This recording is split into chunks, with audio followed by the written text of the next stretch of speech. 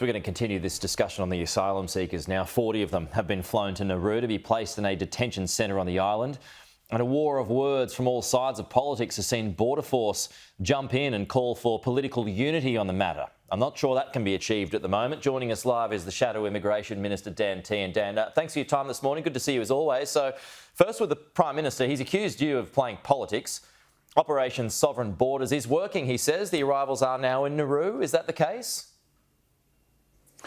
Well, how is it working when we've had two, maybe three boats arrive? We don't know. We don't know how they arrived. We don't know what sort of boats they were arriving on, but they seem to have been able to drop these asylum seekers on the remote part of northwest of Western Australia and then leave. We don't know how sophisticated these operations are.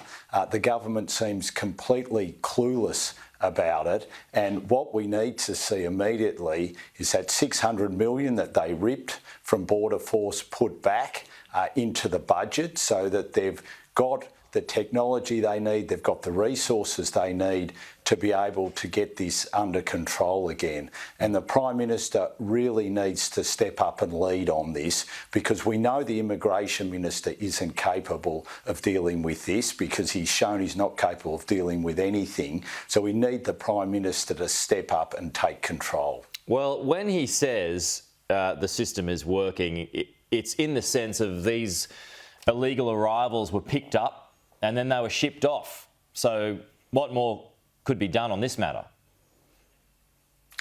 Well, it's not working. We were incredibly fortunate. The local Indigenous groups were able to find these people. They were able to keep them there and ring the police.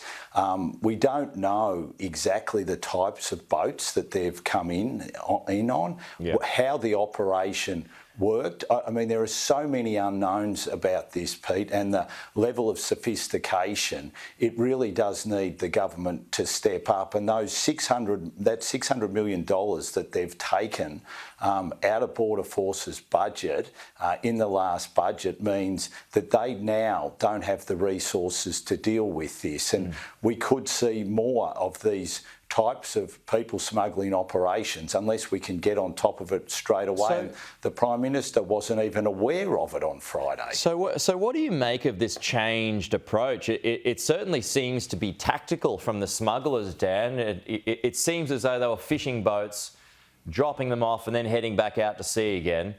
That's happened a few times in a row now, so it looks like a trend is emerging. What do you make of it?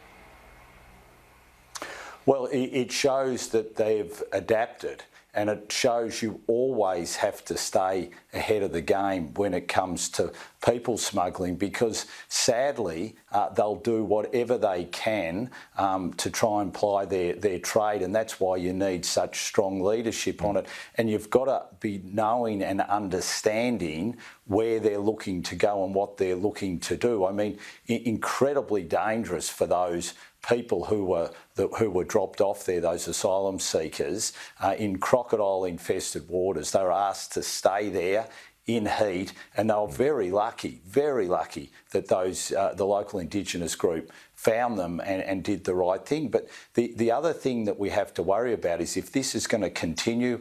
Obviously there was food that was brought in as well. You run the risk, of course, of disease, which could be devastating up there in northern Australia as well. So there's all sorts of issues that this raises, and that's why the Prime Minister has to get on top of it. And he doesn't seem to want to take this issue seriously, like he didn't want to take the issue of the 149 detainees seriously, but he's got to step up. Well, on that, how much of a role do you think that High Court decision has made? What sort of a signal do you think that sent? Well, this is the big worry, the abolition of temporary protection visas, that High Court decision and the way then the government panicked and let 149 detainees out, the stripping of $600 million in the budget. All these things have sent a message, and the people smugglers have said, OK, we're going to try again. We're going to try again with a new model. And that's the worst thing that we have at the moment. And So that's do you think why there'll the be more, Prime Dan? Minister really has to be firm. Look, at this stage, with us not knowing how these operations are taking place, that is my great fear. Until we know and understand what sort of boats are they using, have they increased the level of technology and sophistication with their boats? While we don't have answers to these questions, while the Prime Minister and his Immigration Minister seem clueless on this, my worry is that we are going to see more boats. So what do you think, and just finally here, Border Force interjecting and calling for unity from both sides of politics, what do you make of that? Well, look, I can understand why they've said that, but what I can also understand is one of the reasons they're probably saying it but can't say it publicly is that they would like the $600 million that was stripped from the budget in last May put back in, because that will help them deal with this. So they're always going to, as public servants, always going to want to make sure that there is bipartisanship. But I can tell you they'll be absolutely wanting that $600 million, because the level of sophistication now of what we're seeing from these people smugglers means that they need everything at their power to be able to deal with this. Dan Tehan, good to chat as always. We'll see you again soon.